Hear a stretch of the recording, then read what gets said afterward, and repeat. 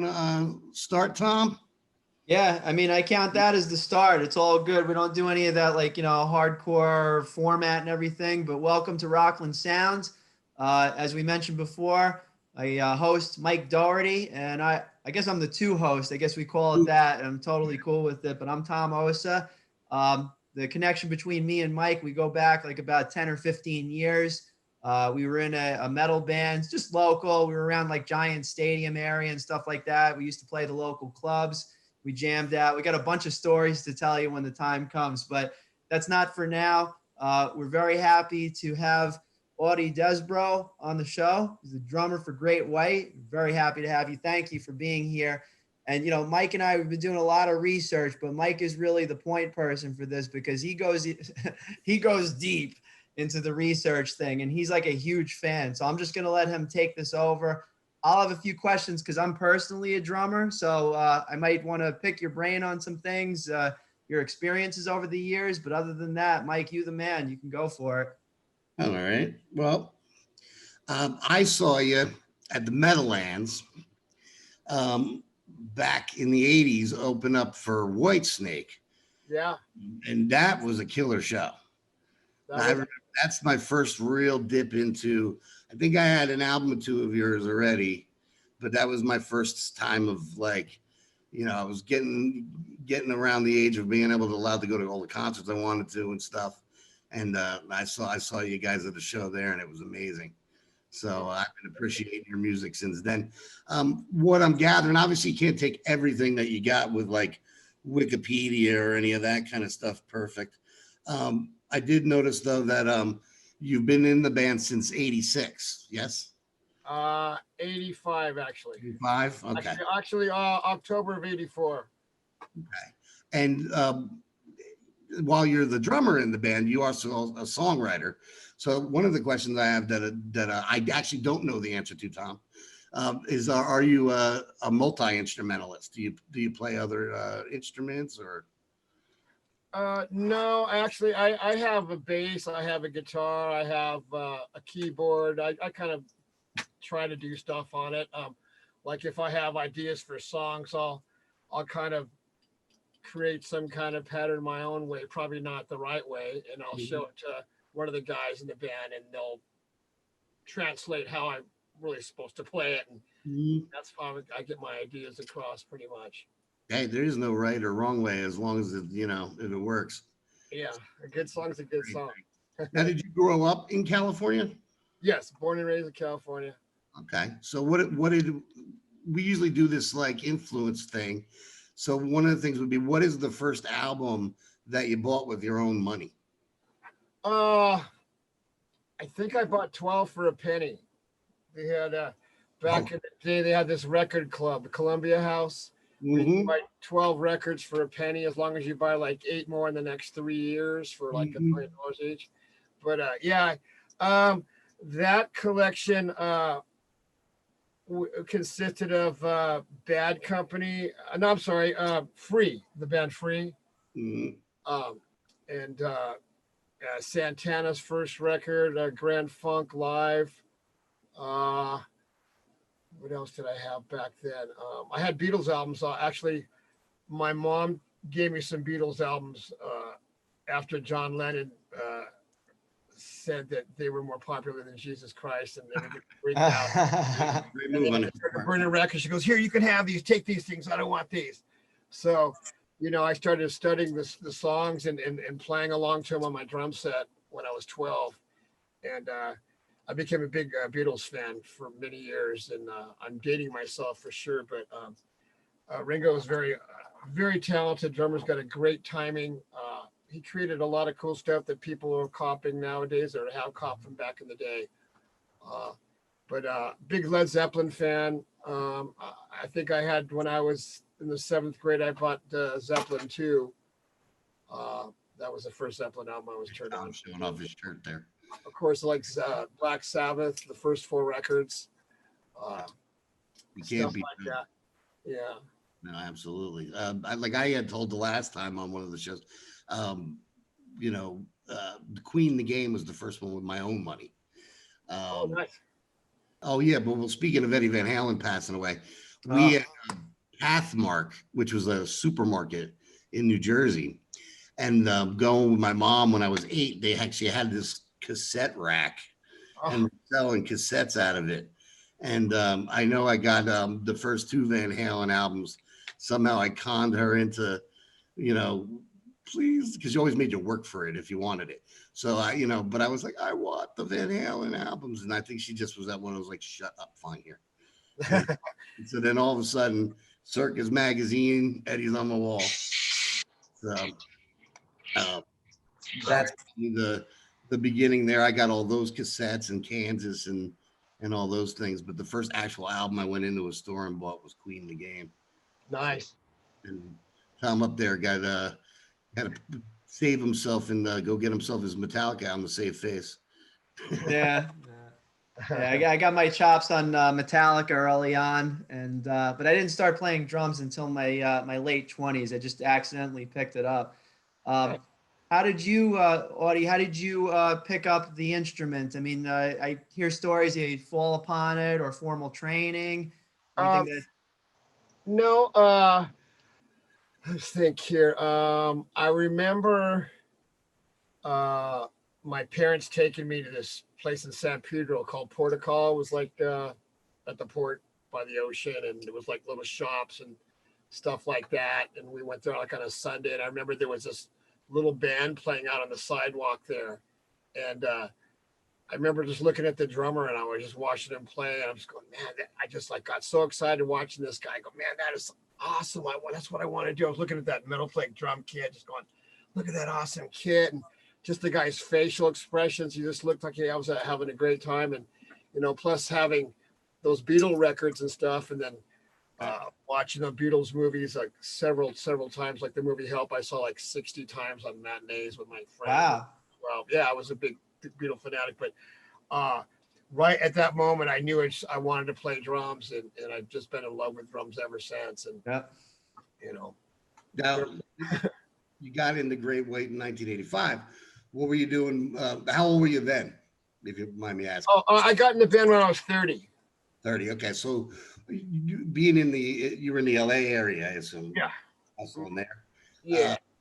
Anybody before that you played with? Yeah, I played in this band called Riff Raff for many years, and another band called Centaur. And Centaur, I think I was 20 or 19, and I played with this guitar player named Tracy G. He was in World War III and Dio, a couple albums for Dio.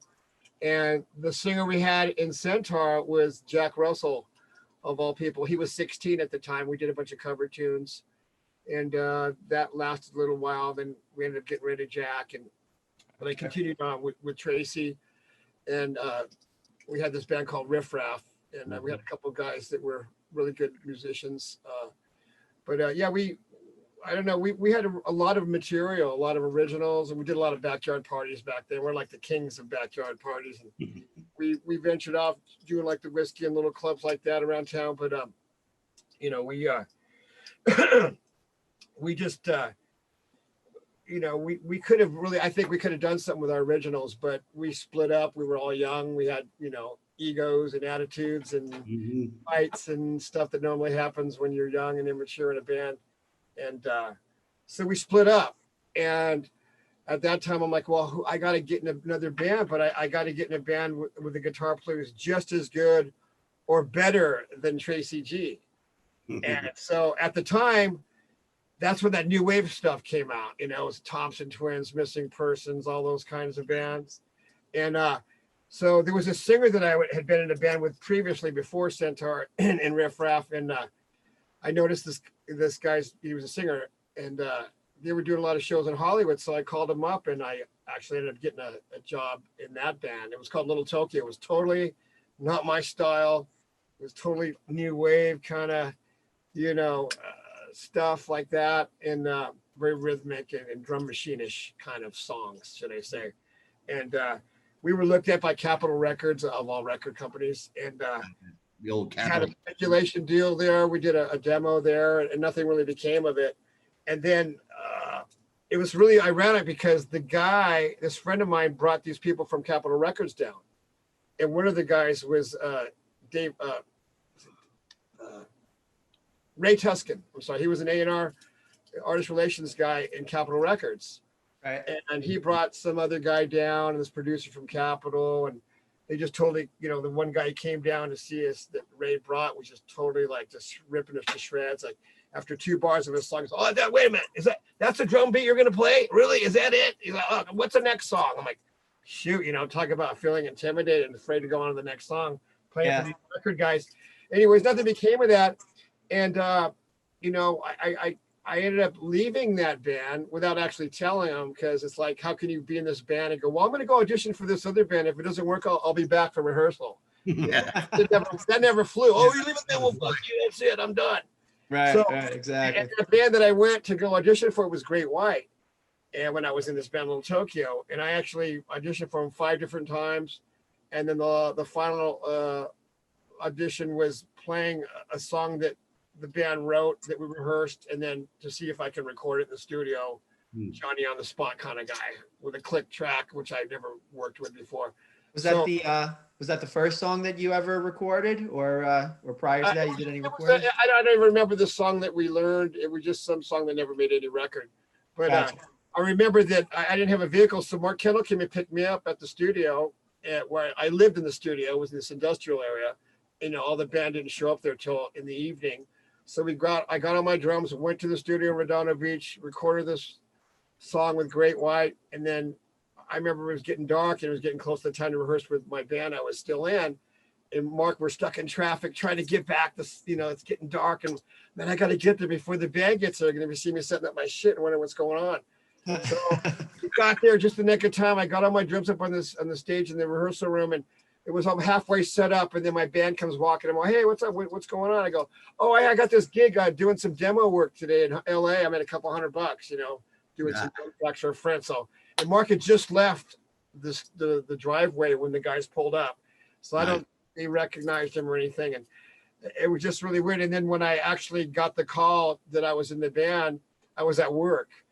And I worked at this caviar place. I was this driver and packer of caviar and gourmet foods and stuff. And my bass player, Lauren Black, he goes, dude, you're in the band, man. You know, come on, we got a check for you. You know, you can quit that stupid job. And, you know, and it was actually a job I was making 3 times the amount of money Great White was paying me when I got in the band, you know, because we didn't really have a record deal and stuff. Because I got in the band, we lost our record deal. We had to re-shop a deal all over again. And so, yeah, it was just, you know, a little sore story about how I got in the band. And they auditioned several, you know, I don't know, 25, 30 different drummers. And they said the manager told me the only reason why I got the gig is because I didn't ask about how much I was going to get paid. Oh, yeah, right. Everybody asked, like, well, how much do I get? You know, I was like, well, next. Right. So, yeah. And with the caviar job paying well, then you had the option of being picky. So yeah. Yeah, I mean, I had a keys to the company. I had a salesman, I had a secretary. I had a company car. I mean, I ran the whole place. I was actually asked if I wanted to move to Connecticut. They opened up another plant there. And I'm like, no, I got to stay here in California. So they just left me the keys, and I was in charge of everything. And then I just hung up the keys, and I didn't have the heart to tell them I quit. So I just never showed up one day. And then a couple of days passed by. This salesman called my house, and I answered the phone. I knew it was him, and then I hung up on him. I just didn't know I was already out there. It kind of smells in the factory. What's going on? Yeah, you know, stuff sitting here just getting rotten. But yeah, it was a trippy job, you know, and oh shit. Something to remember that you know, I mean, I had several jobs like that before. You know, I was in different bands, and I finally had the opportunity to get in Great White, which was great. And, you know, like I said, the rest is history. You know, the band's been through a lot of stuff, but you know, and I had left the band at one time as well. I got in a little fight with Jack, and they fired me. And so, you know, years had gone by. Jack out of rehab, called me up, asked me if I wanted to do a record and a tour. I said, sure. I thought it was going to be one record and a tour, and that would be the end of it. Here's like 12, 13 years later, and we're still going. You know, not with Jack, but, you know, I'm still going in the band with Great White. So, and as I'm looking right here, you have Great White Live coming out. Yeah, actually, I have it right here. It would jump. I actually hello. Yeah, there's a picture of Mitch on it. It's actually a double disc. It's a live DVD we did a couple years ago in Kentucky, and there's actually the whole show on CD. So if you're in your car, you can listen to the show in your car. Yeah. You want to watch it on the big screen, here it is. And we have it at our official greatwhite.com. And we're getting so swamped with orders. Everybody's ordering them autographed. Like for extra $5, we'll autograph the CD for you. Nice. And the trouble is, we're not all together. We don't live in the same state. So when we got together the last show in Kentucky, of all places, we had about 50 of these discs with us. So we signed them all, and my buddy took them out to the crowd in the cars and got rid of them all. So we have to, I have like 200 I signed myself. I opened 200 of these myself, took out the disc myself. I put them in this little holder. So when I'm going to go to the show coming up on the 13th, when I have the rest of the guys sign the disc, I'll bring all the discs back, put them in this cover, put them back in the pre-addressed envelopes I have ready, take them to the post office, and everybody get theirs. But Nice. we're just like selling them like crazy. It's awesome. I think people have, they're dying for a live show. So this is kind of an answer, since they can't actually be at a show all the time. This is something close to it. And we have the Great White website, so it's officialgreatwhite.com right Yes. here. And you can just tap on the online store just to check that out, just for those Sure. of you that are listening in, Yeah, and I wanted to say, anybody who is listening that did order this, to be patient. I know there's people that ordered like the third week of September, and here we're in October, and we're not in Amazon. I can't promise it the next day. I take care of all the shipping and all that stuff, so I'm pretty busy with that. But it'll be in the mail on the 13th when I get home. Very So cool. then on the 15th or 16th, everybody who ordered one shall have theirs. So that leads us to, and and Mike, if you had some other things you wanted to bring in, but I just wanted to kind of get an idea of how have you guys been doing over the past 6 months with, the zombie apocalypse thing that's been happening?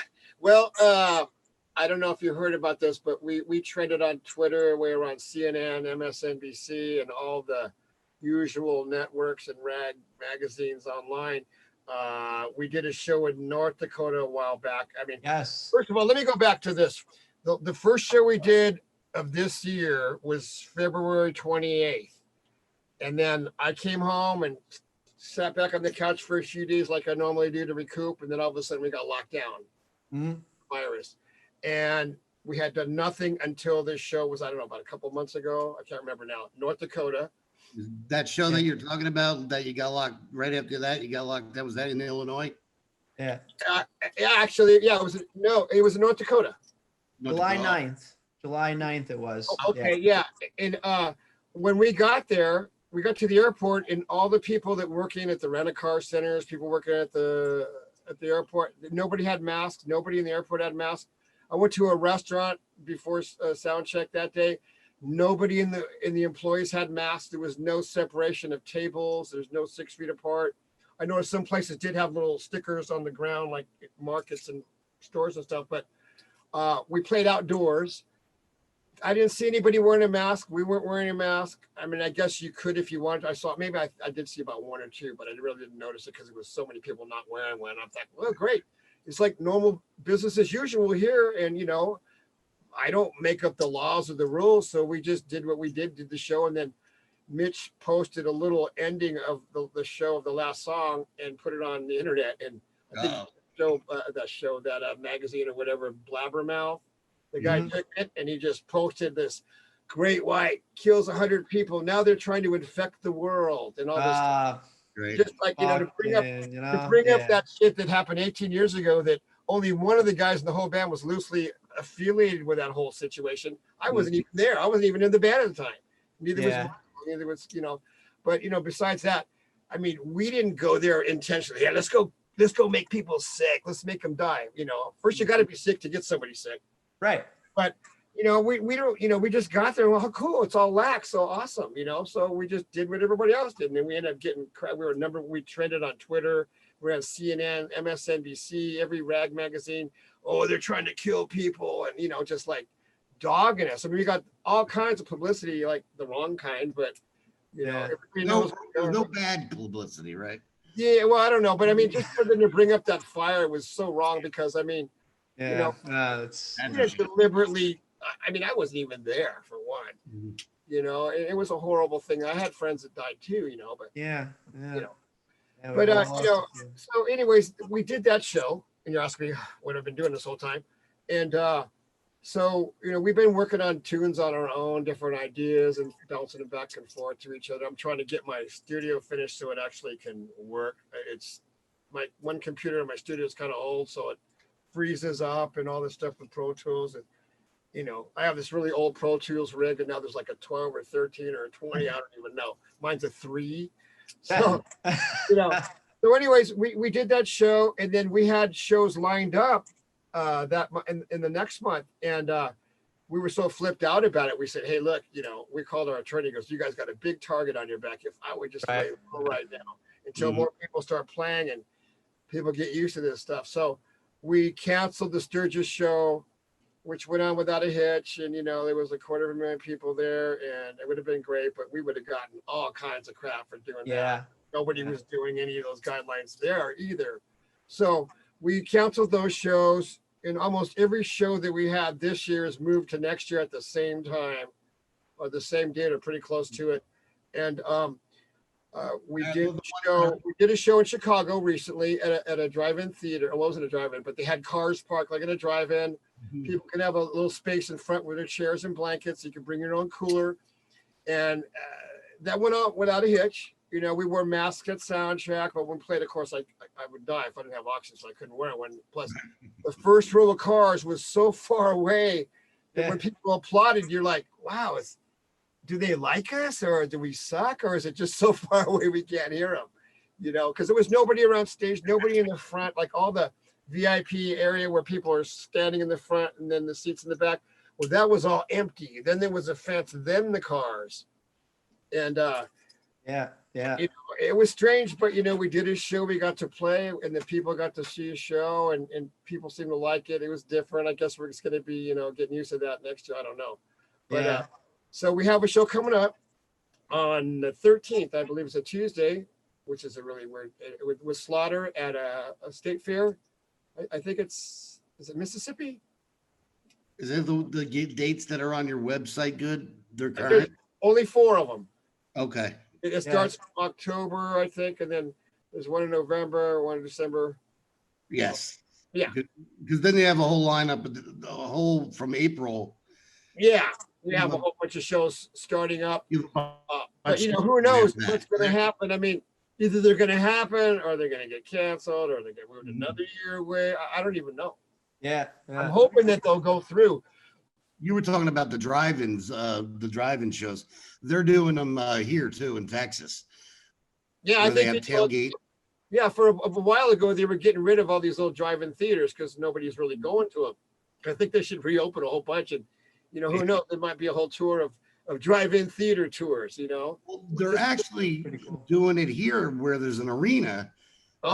In a place called it's called the HEB Center at the after the grocery store. Seems to be my theme tonight, grocery stores. But they're just using the parking lot. So they put the stage in the parking lot and 4 people for $100, and you get a couple spots and you rock out. Yeah, I mean it's working thing. I mean, you know, hopefully we'll get it back to the norm, but it's better than nothing. I mean, that's the thing that's really bothering me. It's like, you know, music and sports are really needed for people to have that adrenaline release, that release to get away and have a good time and forget about the reality of the horribleness that's going on. But, you know, just all that stuff, you know, I mean, I used to be a big sports guy, but now it's so political. I don't even watch sports anymore. It's like, you know, screw you. But now I heard that the basketball is going to take all their Black Lives Matter stuff and all their shirts of criminals off and go back to being, you know, professional athletes. Yeah, they said they're not going to do any of the social stuff next year because nobody's watching. I mean, it sucks though, because, you know, there was a lot of big arena and stadium tours planned, and, you know, who knows, now they're talking like 2022. Yeah, exactly. If we don't know, got all your crew guys and everything too. And all the techs that work at all these venues and vendors, and I mean, they have no jobs for so long, you know. Right. Yeah. It affects the economy. Bottom line. I mean, you take people off, you take the stars off, then everybody that's dependent upon the stars, they have to scramble and find the next thing. So it's, you know, Yeah, and I think that's why wild. our DVD is doing so well. You know, nobody can actually see a live show. You can actually see kind of a live show on your TV, you know, to have as much whatever you want. But yeah, I mean, I'm just hoping that we'll be able to do the shows we have next year, you know, because if we don't, I mean, I'm going to have to find something else to do for another year. I mean, I don't know. Totally. I might have to be a drum teacher or something. I don't know. I mean, I don't know. I don't have my wife's, because my wife's a school teacher. She goes, you could no way teach people like, she goes, you have no patience. I go, I know.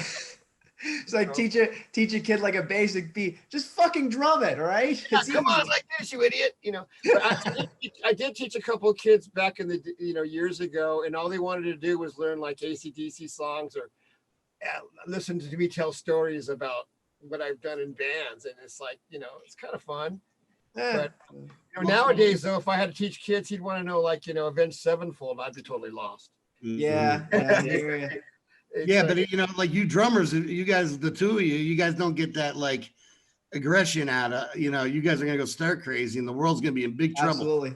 Well, I mean, actually, when I got back and we did get locked down, I mean, I've been playing for so long that I've had a lot of problems with my neck. I have deteriorated discs with bone spurs, and I have tennis elbow, and I got things wrong with my ankle from an injury from years ago that never got better.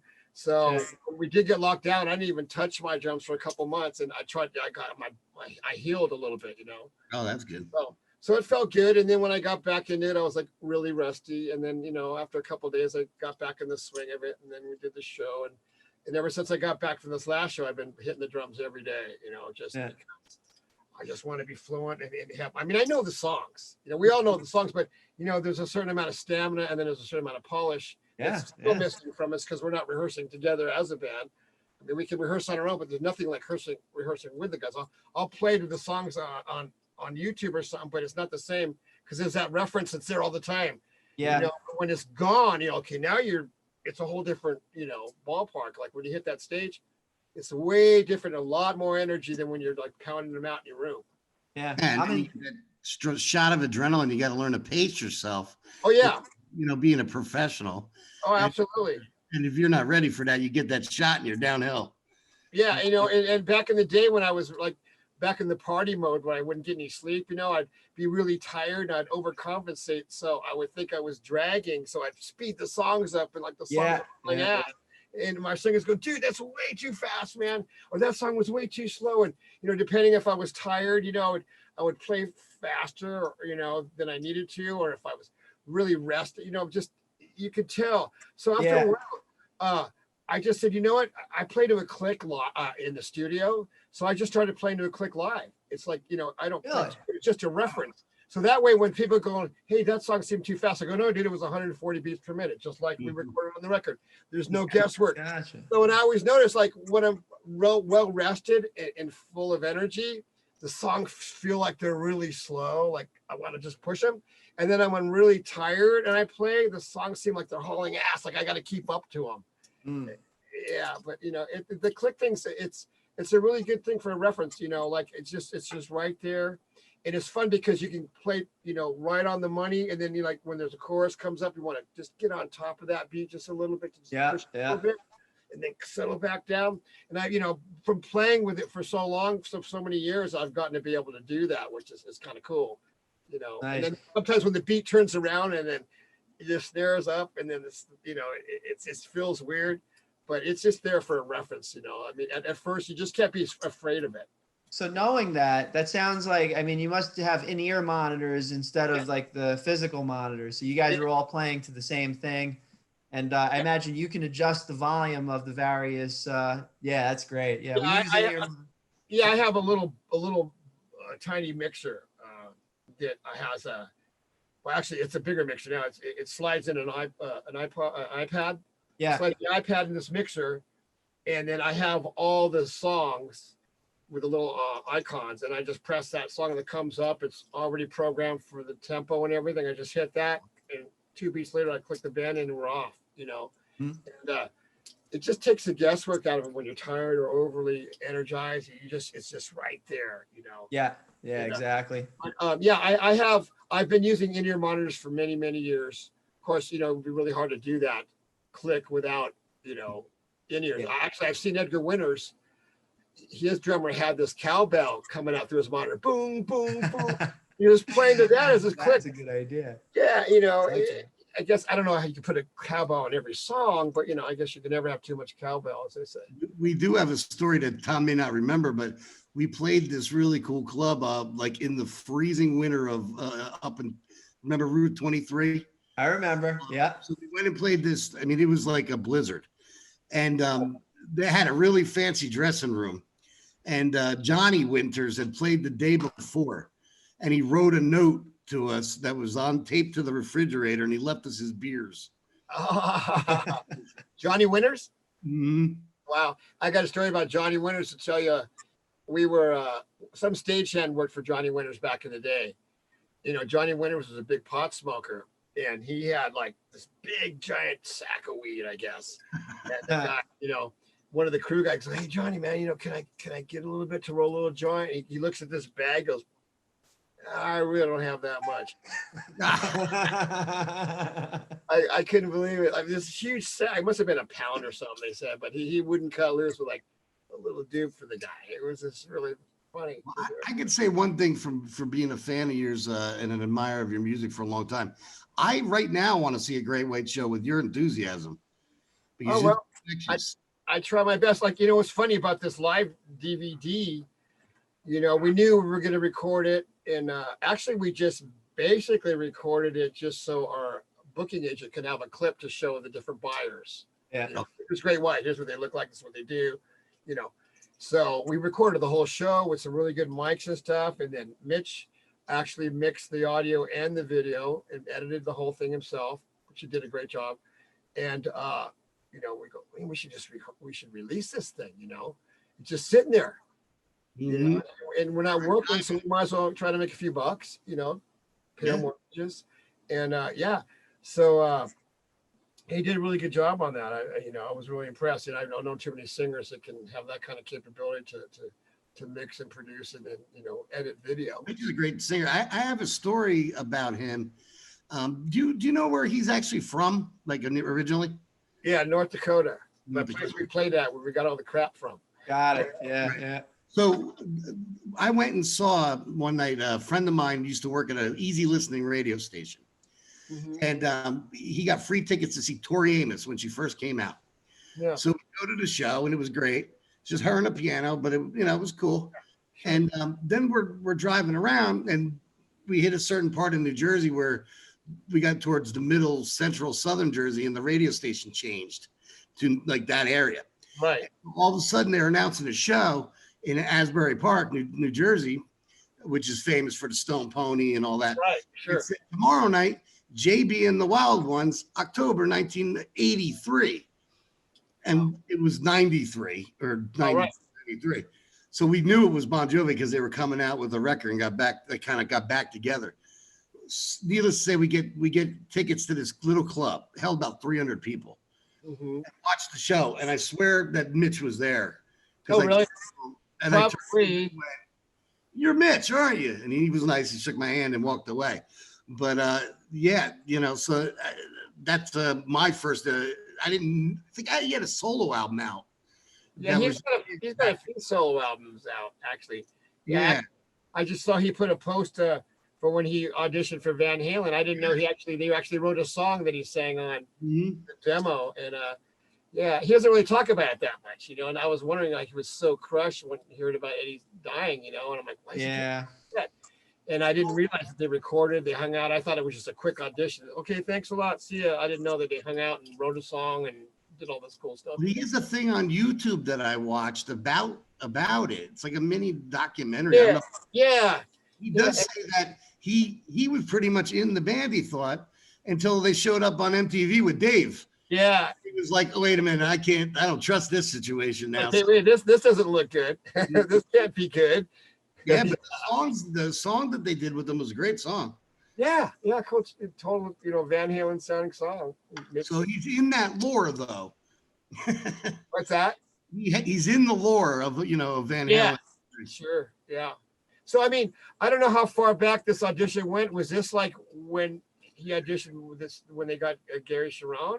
It's right there in '96. They auditioned Mitch, and then they got Gary Sharon instead. No, I think that Gary Sharon came when Mitch said no.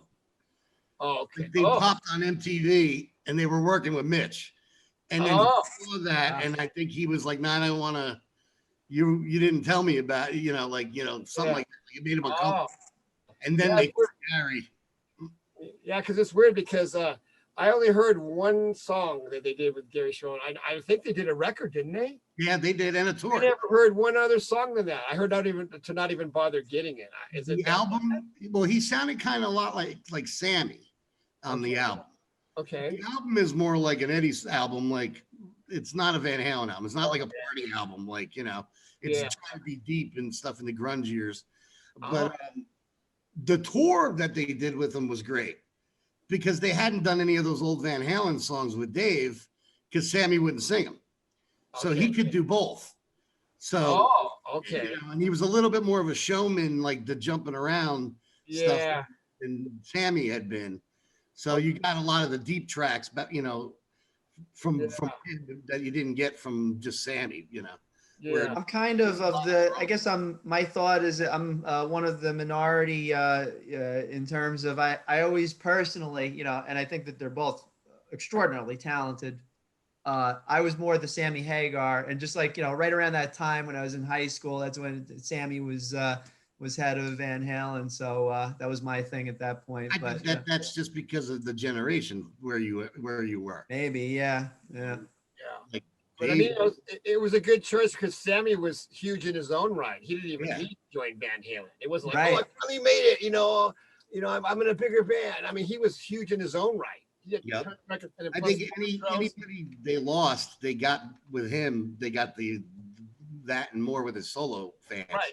And when they got Sammy, I think they sold more records, had more hits. I don't know, but I'm a fan of both. I grew up listening with Dave. I mean, I was in a band. We played a few shows with Van Halen back in the day in clubs.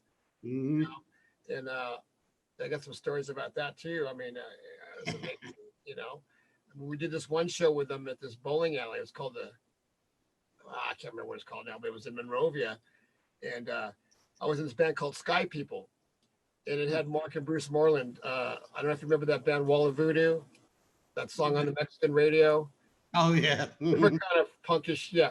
Anyways, he became in that band, but it was Sky People. It was Mark and Bruce Moreland and this guy, Randy, that was a singer that we had. And we did a show. We opened for Van Halen. It was a Fabulous Cyclones, Sky People, and Van Halen at this gig, at this converted bowling alley in Monrovia.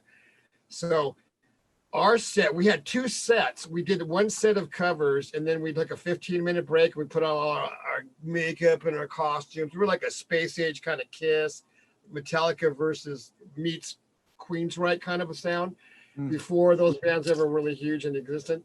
And I never forget, we're getting ready to do the original set, and my bass drum pedal, it was back when they had the leather strap, and the strap broke. Yeah. Not the chain, the strap. Yeah, this is before the chain, and so I'm like, shit. So I go to the drummer for the band that opened them. So Fabulous. I go, dude, I broke my bass drum pedal. Can I borrow it? He goes, dude, he goes, see that truck right there? He goes, my drums are in the front of that truck and everything's piled. I go, okay. And I go, what am I going to do? I got to go on in like 5 minutes. I go, I can't ask Alex. There's no freaking way. You know what I mean? Yeah. I was so intimidated by him as his drumming was so amazing. And he could take a cover song and make it better than the original, So anyways, I'm thinking this, and all of a sudden somebody's tapping me on the shoulder. I turned around, it was Alex, and he's holding his Ludwig Speed King pedal. He goes, here, you can borrow this, but don't you break it. Oh my God. I got Alex's pedal. Oh my God, I can't break it. I put it on. I'm like, oh God, he's going to sit there and laugh at me and think I suck. I mean, this guy had me, I was so intimidated by this guy because he was just going to laugh at me. He was so confident. The whole band was. I mean, when they got to sound check, Eddie had this Ford Econoline van and all the equipment in it, and they all came out and they had these gray jumpsuits on, those like janitor jumpsuits. They all set up all their gear, and then when they're all setting up, they took off the jumpsuits and they started playing the song, and they sound checked with Nobody's Fault But Mine by Led Zeppelin, and that album just came out that day.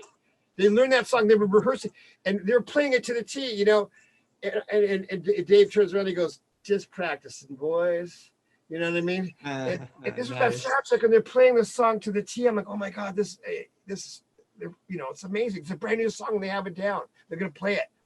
And then after they got done playing, they sat in this little circle on stage, and they're popping some beers. They're drinking. They're just sitting there talking to each other like nobody in the room existed. Like nobody was there. They had this vibe, and they knew they were gonna go somewhere, and everybody knew it. Everybody hated them. They were just the band you love to hate because you're just so jealous of them. You know, I mean, I was like, oh, these guys are great. I hate them. You know what I mean?